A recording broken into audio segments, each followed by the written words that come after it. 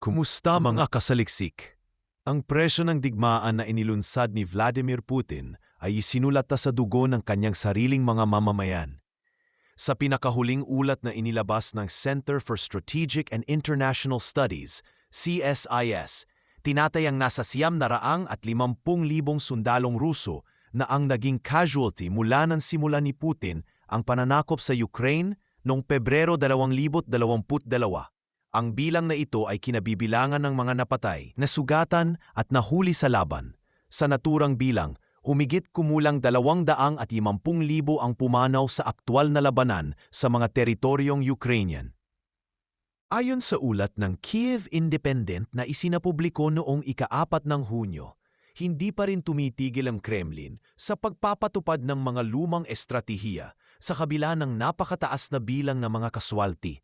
Sa halip na ayusin ang taktika sa larangan ng digmaan, mas pinili ni Putin na umasa sa human wave assault strategy, isang paraan ng pagsalakay kung saan padalos-dalos at sunod-sunod na ipinapadala ang mga sundalo upang ubusin ang depensa ng kalaban. Bagaman sa 3 taon ng digmaan, ay sinasabing nakakuha ng 20% ng teritoryo ng Ukraine ang Russia. Karamihan dito ay nasakop sa unang mga linggo pa lamang ng pagsalakay bago pa sila napatalsik pabalik. Mula Enero 2024 hanggang sa kasalukuyan, batay pa rin sa datos ng CSIS, 1 lamang na porsyento ng karagdagang teritoryo ng Ukraine ang kanilang nakuha.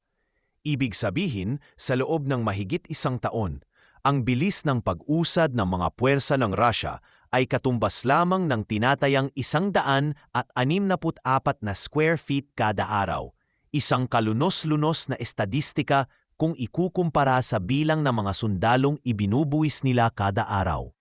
Mula 1,000 hanggang 1,200,000, habang ang mga numero ay patuloy na umaakyat, lalong nabubunyag ang lalim ng pinsala, hindi lamang sa militar, kundi sa mismong lipunang Ruso. Lumalabas sa ulat ng parehong CSIS at Ministry of Finance ng Ukraine na noong nakaraang mga buwan pa ay lumampas na ang Russia sa markang 750,000 kaswalti. Sa kasalukuyan, tinatayang nasa 772,750 sundalo na ang nawala sa panig ng Russia.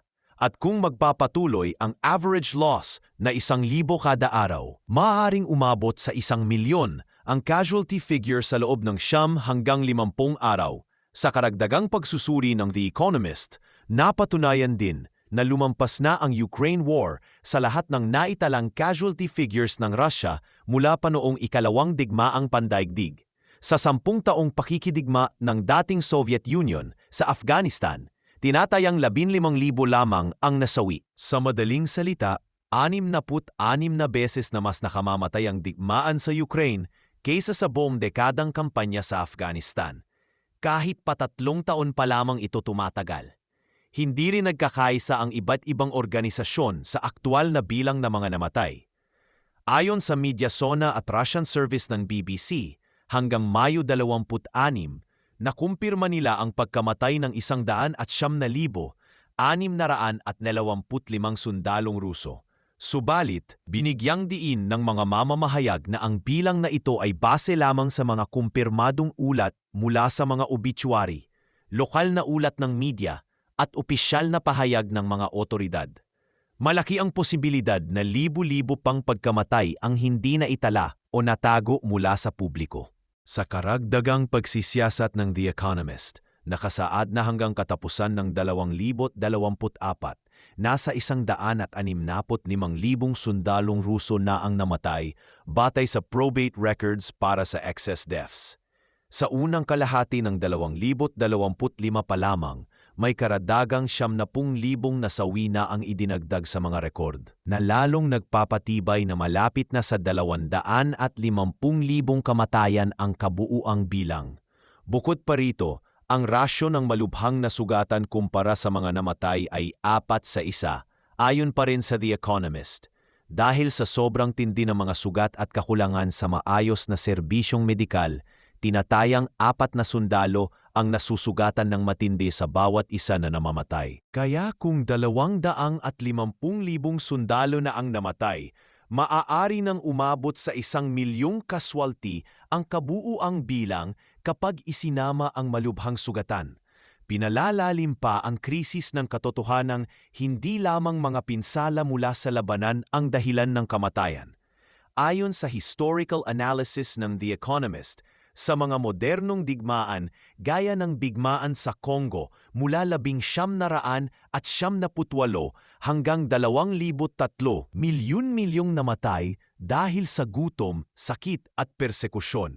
Ang parehong prinsipyo ay maaaring mangyari sa Ukraine, na maraming hindi na italang pagkamatay ang sanhi ng mga sekundaryang salik tulad ng aksidente, kahirapan sa mga sinakop na lugar at iba pang indirect casualties. Ang lahat ng estadistikang ito ay nagbibigay liwanag sa isang katotohanan. Bumabagsak ang puwersa ng Russia sa digmaan hindi dahil sa kapangyarihan ng kalaban, kundi dahil sa kanilang sariling estratehiya. Sa kabila ng napakalaking bilang ng mga nasawi, sugatan at nawawala, tila walang intensyon ang pamahalaang Ruso na baguhin ang kursong tinatahak nito. Sa halip, patuloy ang pagsugal ng buhay ng mga sundalo kapalit ng halos walang halagang tagumpay sa teritoryo. Habang patuloy na lumalalim ang digmaan sa Ukraine, lalo ring tumiindi ang pagkadismaya ng mundo sa istilong ng pamumuno ni Vladimir Putin. Hindi na bago sa sinumang sumusubaybay sa labanan ang pagwawalang bahala ng Kremlin sa kalagayan ng sariling mga sundalo.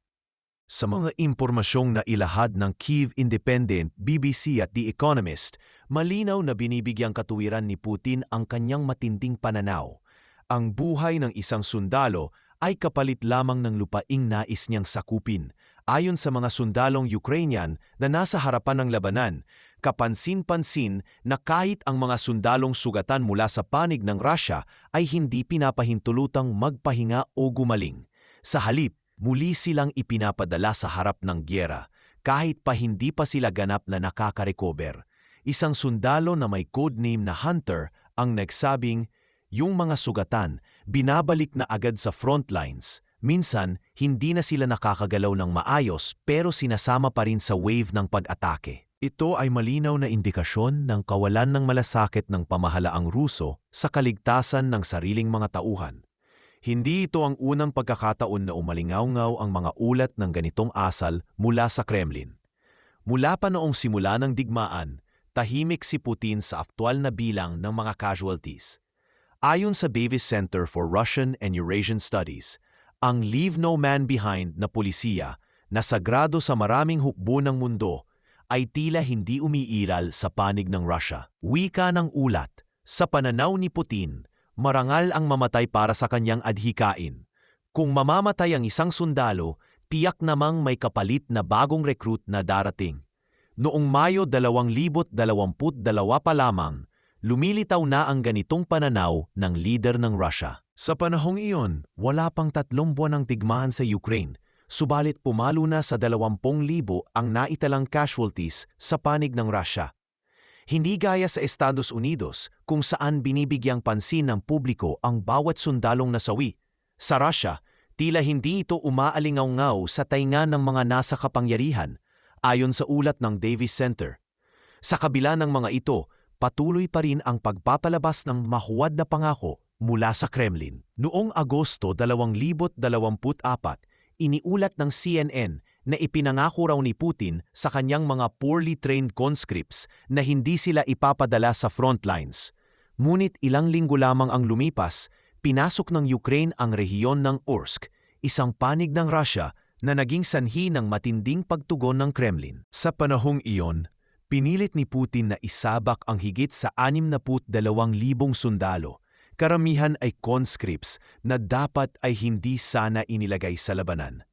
Sa isang ulat ng Kyiv Independent, isang opisyal ng Ukraine ang nagsabi, lahat ng pangakong iyon ay nabalewala. Ginamit ni Putin ang mga batang sundalo bilang unang linya ng depensa. Nagpatuloy ang pagbubunyag ng kawalang malasakit ni Putin hanggang sa unang bahagi ng kasalukuyang taon. Sa isang panayam ni Lex Fridman kay Pangulong Volodymyr Zelensky, ipinahayag ng leader ng Ukraine ang matinding pagkadismaya niya sa pagtrato ni Putin sa sariling mga mamamayan. He does not love his people. ani Zelensky. Ang mahal lang niya ay ang sarili niyang inner circle. Tumugon ito sa komentong binanggit ni Friedman na si Putin ay isang serious person who loves his country. Hindi ito usapin ng pagtatanggol sa sariling bayan. Dagdag ni Zelensky, hindi dumating ang mga fascist sa Russia. Siya ang dumating sa amin at pinadala niya ron ang kanyang mga tao para mamatay. Ang mga linyang ito ay hindi lamang pahayag ng isang lider na nakikipaglaban para sa soberanya ng kanyang bayan, kundi matibay na akusasyon ng kawalang-awang estratehiya ng kalaban. Hindi nagtatapos dito ang malupit na polisiya ni Putin. Ayon sa mga ulat, ginagamit niya ang mga tauhan sa harap ng labanan upang ubusin ang bala at enerhiya ng mga sundalo ng Ukraine.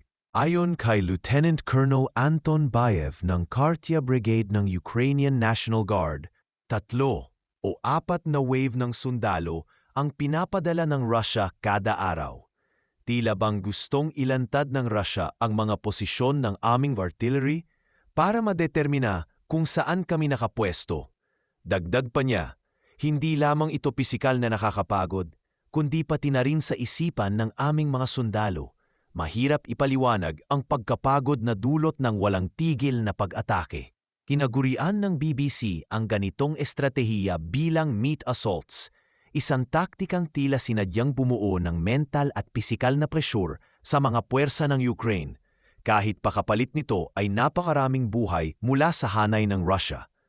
Ayon sa Kyiv Independent, hindi lamang ang mga sundalong walang pinsala ang ginagamit sa ganitong mga opensiba. Maging ang mga bahagyang o seryosong nasugatan basta't may kakayahang tumayo at gumalaw ay muling isinasalang, madalas kahit wala pang sapat na armas.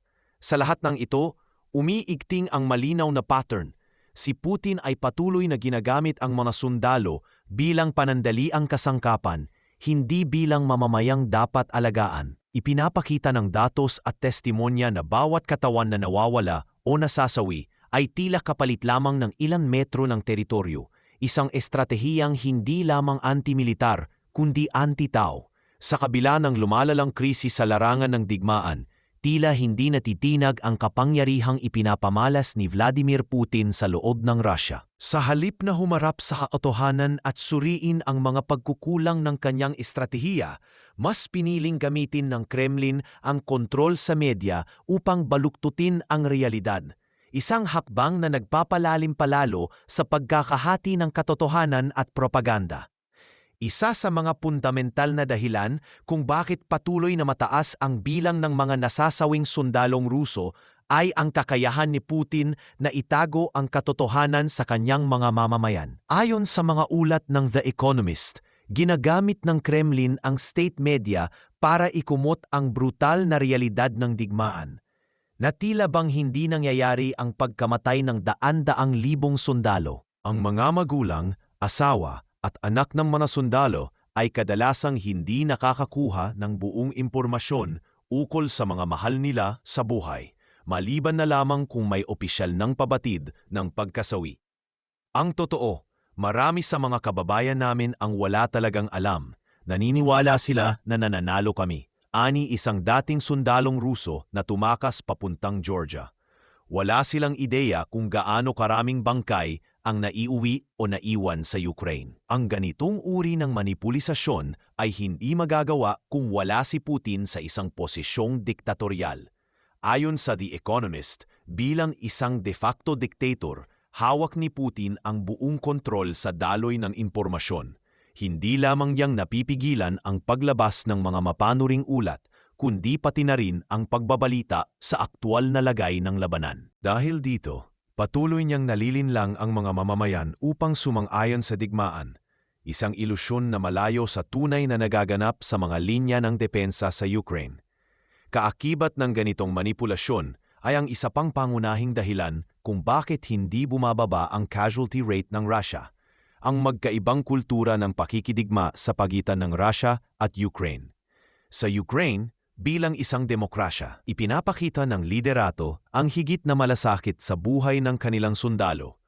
Batay sa datos ng The Economist, ang rasyo ng mga sugatan kumpara sa mga namatay sa panig ng Ukraine ay 8-1, Ibig sabihin, mas maraming sugatan ang naililigtas at napagagamot. Sa panig ng Rusya, 4 lamang sa bawat isang namatay ang nasusugatan ng matindi, na indikasyong maraming sugatan ang tuluyang namamatay dahil sa kawalang akses sa maayos na medikal na tugon.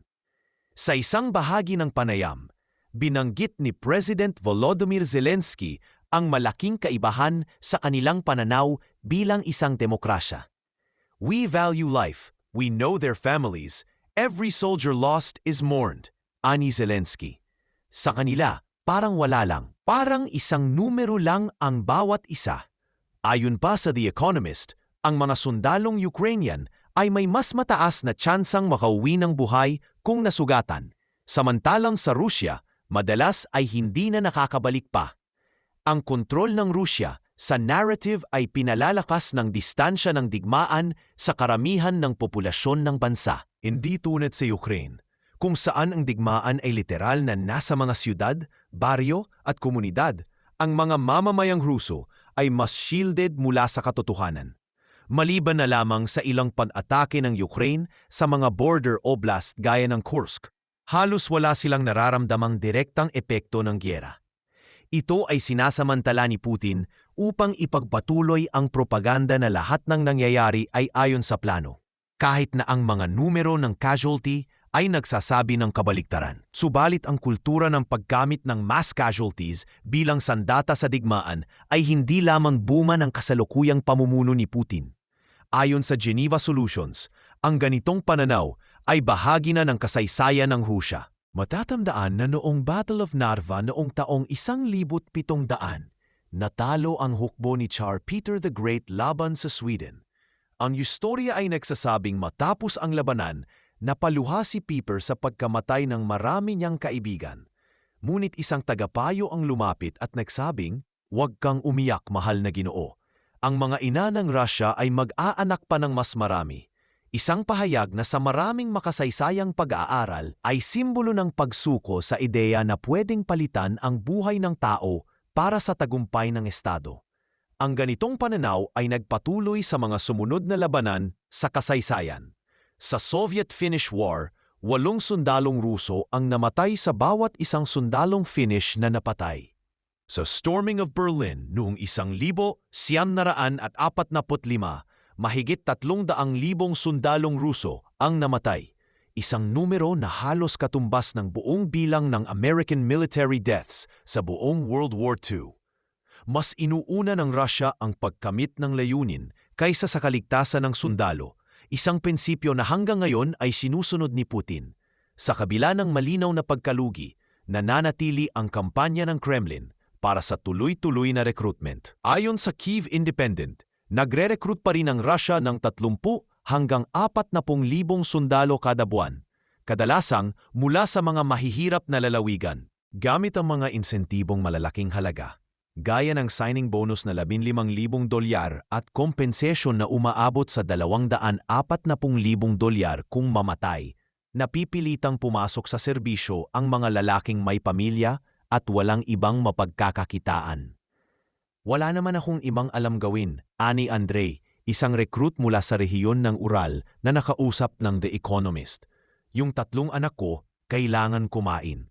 Kung sakali man, at least mababayaran ang pamilya ko." Ito ang matinding realidad sa ilalim ng sistema ni Putin. Ang buhay ng sundalo ay pinapresyuhan, hindi pinapahalagahan.